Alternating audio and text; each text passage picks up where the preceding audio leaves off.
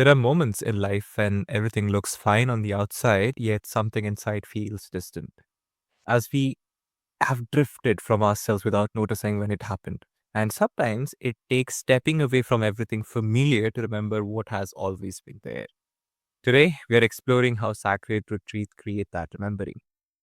Welcome to Sacred Harmony, the space where we explore healing, presence, and the deeper rhythms of being human.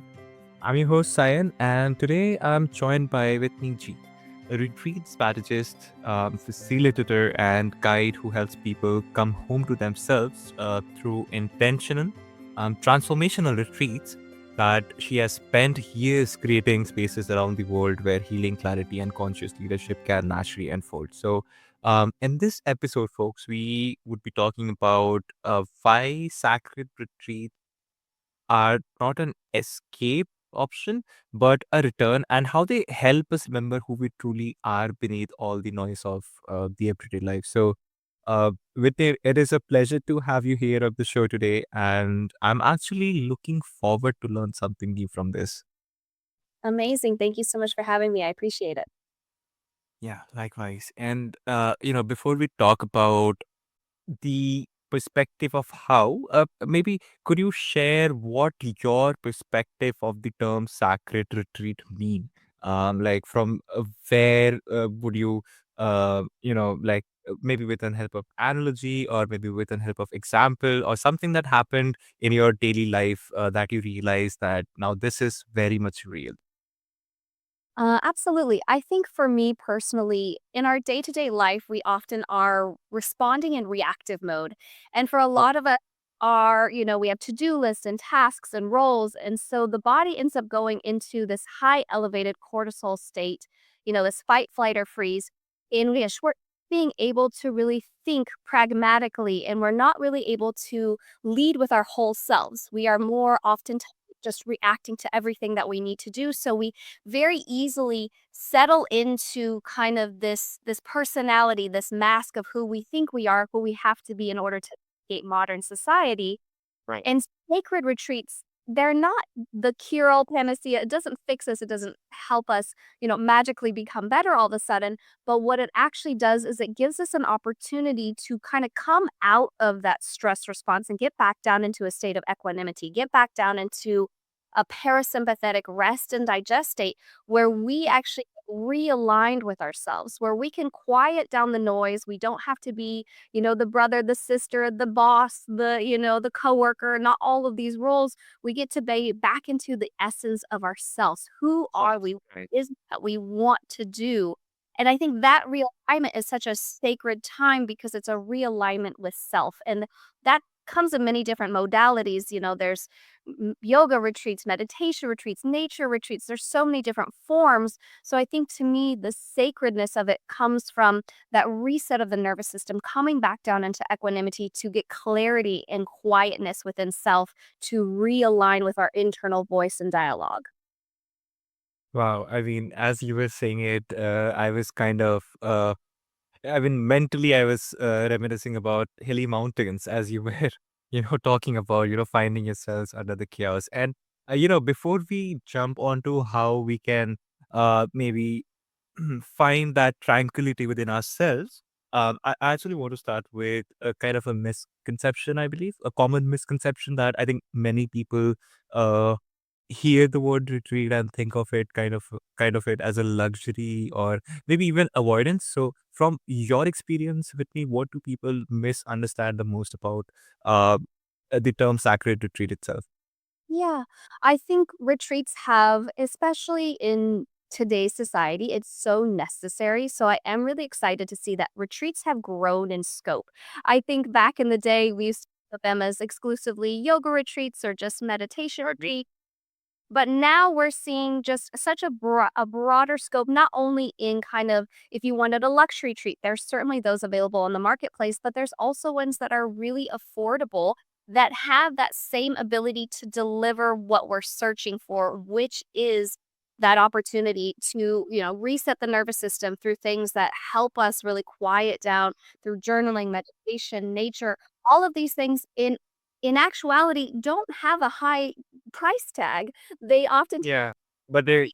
work as a conjuncture Yeah, to the statement. That makes sense. Yeah.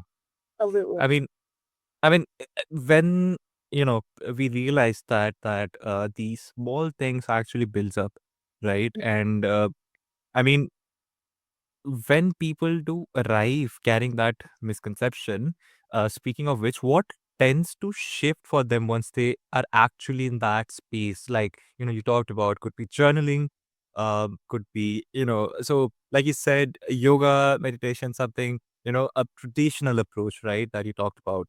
So what do you think tends to shift for them once they realize that, okay, so maybe this is the kind of space I have always wanted to be in? I have seen clients come to these retreats, and in 1 week, they've been able to kind of fast track transformation that I typically will see within 4 month coaching programs. So it really does give this opportunity to remove yourself from the outside environment and really get quiet. And I think that clarity builds wisdom and confidence. And, building a North Star is so important because you know where you want to go, and that can create that laser like focus that we really need to create change. So I have seen clients come in, they're unhappy in their corporate roles, they're unhappy in relationships. And we follow up with them a few months later after retreat, and they've gone on to quit their corporate jobs, start their own businesses, get out of the relationships no longer serving them. And so I think it's not to say that it was the retreat, it is the power within them, but it was the retreat's capacity to get them quiet and to get them clarity and to build that North Star that creates such a path towards healing. Oh, I love that. And what I'm hearing from you is that it's not about running away from life, like you mentioned, but about meeting it with more honesty, right? The idea of returning itself rather than escaping. I think that feels way more central to everything you do. And so, Vitti, if we stay with that idea of returning that we talked about, right? Why do you think so many of us forget who we are in the first place? I mean, what causes that? Oof, that's a great question. I think it starts from a very young. Because we talked about what and naturally the why. And once we understand the why, then we can talk about how. So I think it's very important that people understand the why part of it. Yeah. I think we come out and naturally we have this innate desire to blend in. It's a part of, our evolution. If we're accepted by the tribe, it meant survival. So I think from a very young age, we start to dim our light or change who we are in order to kind of fit the status quo. We start going into, as we go into high school and university, we start thinking, well, how can I make money? How can I thrive? How can I survive in this society? And I think we just start putting on these masks from a very, very young age. And oh, if I'm the funny one or I'm the one that's good at math, then I will be accepted, I will be liked. But in actuality, maybe that's not a part of your essence. And we get so fractured and removed from actually what it is that we desire and what we like that we end up having lawyers who hate law. And we have Right. things just because they feel like they have to, when in actual they have more gifts and more that they could give. So I think that's why we feel such a disconnection, unfortunately, because we start running in a million miles the opposite direction right out of the gate.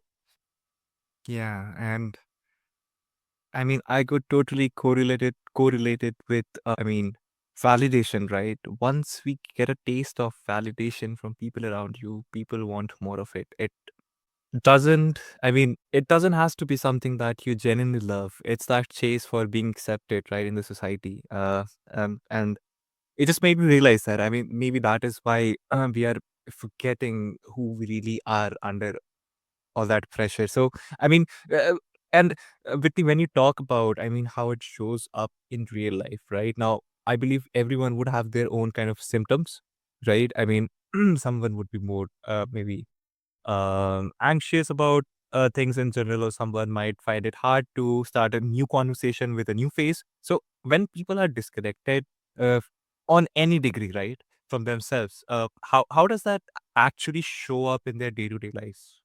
Yeah. I think it manifests in things that we see becoming very common in today's society. So, doomsday scrolling, where we get on social media and we just try to disassociate with everything going on in our worlds. I think it's so fascinating because I'm a mindset coach and I teach meditation. People have a hard time just sitting still for a few minutes. and be alone with their thoughts. And so the minute they get into their car, they're distracting themselves with music or podcasts. They get it and for work. And so they're watching, YouTube or they're, watching movies. So much content around. Yeah. I mean, So much numbingness, I think, of our actual awareness because we weren't given the tools to oftentimes understand how to move through society. And we might feel, that anxiety and that anxiousness. And so we're trying to fill that void and that hole. And I've seen it happen with people trying to do it with food and overconsumption of food and these different ways to put a band-aid on what the deeper symptom and the root cause of it is, which is oftentimes feeling at odds with who we are. Yeah, yeah. I mean, that is just so true that I think everyone listening to this podcast would um a 100% agree on, right? I mean, you didn't had these kind of issues, maybe I don't know, 50 years back, right? I mean, it would be wrong to say that, but I believe it was, but on a much smaller level. But right now, it's just that people are just so, they like you said, they don't want to sit by themselves, figuring out what is they want, right? Figuring out the retrospection part of themselves. And I also think that is tied to the how perspective. So, I just want to make it more practical for everyone who's listening to this. So, I mean, not everyone can attend a retreat right away. Let's be honest with that. So, but if I ask you, what elements of a sacred retreat can people begin practicing in their everyday lives? What would you say? Yeah, I think start small. I think sometimes we say, okay, it's a new year. I'm going to turn a new chapter. We tend to have this very intense energy about transformation, and we think that it has to be a total blank canvas and rewriting a new book. When I think actually change becomes most powerful if you think about it as a visual, as even a drop dropping over and over and over will turn into a creek, will turn into a river, will turn into a canyon. And absolutely. so thinking about something small, if I wake up in the morning and the first thing I do is grab my phone, hey, could I put my phone out in the hall? And the first thing I do is take some deep breaths and set a goal, an intention for the morning. Meditate if that's in flow for you, or prayer, something simple to set the catalyst and time of how you want to show up. Once you nail down that habit, slowly integrate a new habit. Hey, I noticed that I never eat breakfast. Okay, could I give myself something nourishing? Could I swap out the donut for a piece of fruit? Retreats really oftentimes go through kind of how to build a healthy, happy life. And most of us have that knowledge and awareness. It's nothing groundbreaking. And the biohacking and all these things, if we really get down into the essence of what makes a happy, healthy life, they are basic things that oftentimes have a low price tag. But my suggestion would be to go for one thing, get it locked in, feel really confident, feel like it's a part of your life. They say 21 days to create a habit. I think it takes a little bit longer, but however long it takes you to be like, this is just a part of who I am and what I do, then slowly start to build from that. And those things are going to make you feel better, make you feel more alive, make you feel more energetic, more present, and allow that good vibe, that good energy just to keep pushing you forward to unlocking that next door, that next habit. Love that. And folks, you heard Whitney, right? Put that damn phone away. It's the phone. I'm telling you. And I mean, it could. I mean, sound very hard to do initially, but once you get in that groove, right, like what you said, you will be noticing the changes within yourself because it seems the invitation is less about readiness and more about willingness, right? And a willingness to listen instead of push through. I think that is what makes all the difference. For everyone who's listening to this with me, after a retreat, right? Um, Maybe let's say you cut down on the junk food that you're having in the morning. Let's take an example, right? Life resumes and old patterns sometimes, can return based on the lifestyle that you're leading. Maybe, there's an important meeting scheduled in the morning and you don't have time to eat that healthy. You're just grabbing whatever is. I'm just taking an example by the way. In those scenarios where old patterns are returning, maybe involuntarily, right? What do you think would help people integrate what they experienced instead of losing it? Yeah, I think that's a great question. I think the first thing is to recognize that we are not perfect and perfect is not the goal. I think, as a visual, sometimes we think, we're driving a car and we get a flat tire and we're like, oh, got to throw out the car. And that's how we kind of feel like our habits like, oh, I was doing so good. I ate, healthy food for 7 days. And then on the eighth day, I didn't do it. And then we start to feel guilty. And then we bring that guilt into the next day. Well, yesterday, well, I can't do it again. Or, we had a sick family member or we were traveling. There's these circumstances that sometimes get in our way of showing up even though we have the best intention. So what I always say is there are no losses in this game. There are only lessons and learnings. And so how can we reframe and say, "Hey, I noticed that I've slipped up a little bit. What have I learned?" Okay, I've learned when I stay up too late, then it makes it, my time in the morning shorter, then I end up grabbing the wrong foods. Okay, what's the solution? I got to get to bed a little bit earlier. Oftentimes, it take ourselves out of the guilt. We take ourselves out of the remorse for messing up on whatever days it was and get into action mode, treating yourself like you are a CEO and your body, your life is your company.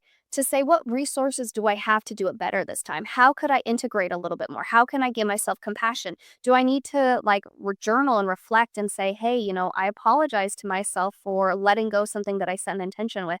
Okay, I've let go. Sometimes we need a little bit of alchemy of change to get through it. But just really kinda giving yourself that big view of, "Okay, let me zoom out and then let me go forward from here. Let me fix." Wow, and that reminder that nothing was lost particularly, right? I think that really resonated with me. And I mean, it all starts with the awareness of the individual to kind of trace back to why did I do that? Because of the guilt creeping up, maybe whatever that external stimuli is. But eventually, it's all about Whitney retrospecting yourself, isn't it? I mean that reminder that nothing was lost, only temporarily forgotten for something that you think could be improved. So I think that's a very powerful message. And Vitti, for someone listening right now who feels disconnected or maybe unsure of who they are becoming, what is the one, perspective, or call it question, you would invite them to sit with today? Yeah. I think I would sit with, if in going through a visual exercise, if I were laying my head down on pillow and I was my 80-year-old self, what do I wanna see? What do I wanna envision? And that's gonna be radically different from each and every one of us. Maybe if How's that? I a beautiful family, or I want to leave a legacy, or I want to just have fun. We really get to start to recognize what has value for us when we again give ourselves that kind of zoomed out vision. And then it says, okay, now what steps can I do to bring that life together a little bit more, that future version of myself, that beautiful life that I envision for myself? What's the next logical step that I could take to get a little bit closer to that? And it can be small, it can be so tiny of showing up in one way and then letting that cascade into more and more changes down the road. Of that. That's again a very grounded message that you have shared. And um, honestly, what I'm taking away from the whole conversation, I believe, is that so when you talk about sacred retreats in general, right, it does not have to be a specific kind of retreat. I think they do not give us something new, but they create that space for us to remember what always has been true. So I believe that is what I'm taking away from this conversation with you. So, I mean, thank you for making it so concise and practical and, very honest with the answers yourself. So I really appreciate that. And, before we wrap off, would love to ask for listeners who want to learn more about your work or explore about uh, your retreats, and where can they find you at? Yeah, you can find me on social media. I'm on Instagram, what a G88, and I've got a website so you can connect in with me. And if retreats are on your heart, I'd love to chat. I'm an open book, so I'm definitely here to help people connect in with the power of retreats. Because I think in some small way, we all need this work, whether we get to go on a physical retreat or we do an at-home weekend retreat. We can bring kind of that sacredness to our lives of just giving ourselves spaciousness and love. Perfect. Brilliant. Thank you for being open again. And with that, we hit today's minute mark on this conversation. And don't worry, folks, I'll include the links in the show notes, by the way, so you can check them out anytime everyone convenes. And with that, like I said, we hit today's minute mark. And thanks for spending this time with us on Sacred Harmony. And if you took away something new from this conversation, maybe something that would remove your old habit, or if something, maybe even the tiniest part, resonated with you, I want you to take a few moments after this episode to be still, listen, and notice what is already present within you. Until next time, may you move through your life with greater presence, compassion, and harmony. I'll see you in the next one.